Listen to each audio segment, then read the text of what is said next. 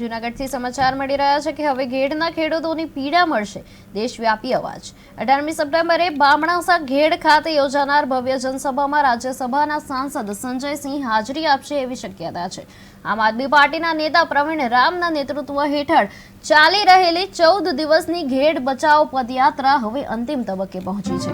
પદયાત્રાનું સમાપન વેરાવળી જે માતા છે એમના મંદિર ખાતે બપોરે 2 વાગ્યે વિશાળ જનસભા અને ત્યારબાદ મઢડા આઈ સોનલના દર્શન તથા આરતી સાથે થશે। આ ઐતિહાસિક કાર્યક્રમમાં આપ પ્રદેશ પ્રમુખ ઈસુદાન ગઢવી, ધારાસભ્ય ગોપાલ ઇટાલિયા સહિત અનેક અગ્રણીઓ પણ હાજર રહેવાના છે।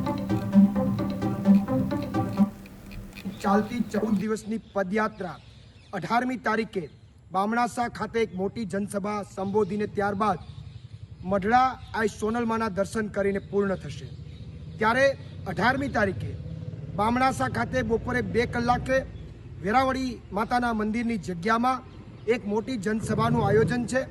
આ જનસભામાં રાજ્યસભાના સાંસદ અને સમગ્ર ભારતમાં એક લડાયક નેતા તરીકે જેમણે છાપ ઊભી કરી છે એવા સંજયસિંહ પણ પધારી રહ્યા છે અને સાથે સાથે માનનીય ઈસુદાનભાઈ ગઢવી, માનનીય ગોપાલભાઈ ઇટાલિયા, રાજુભાઈ કરપડા, હેમંતભાઈ ખવા, મનોજ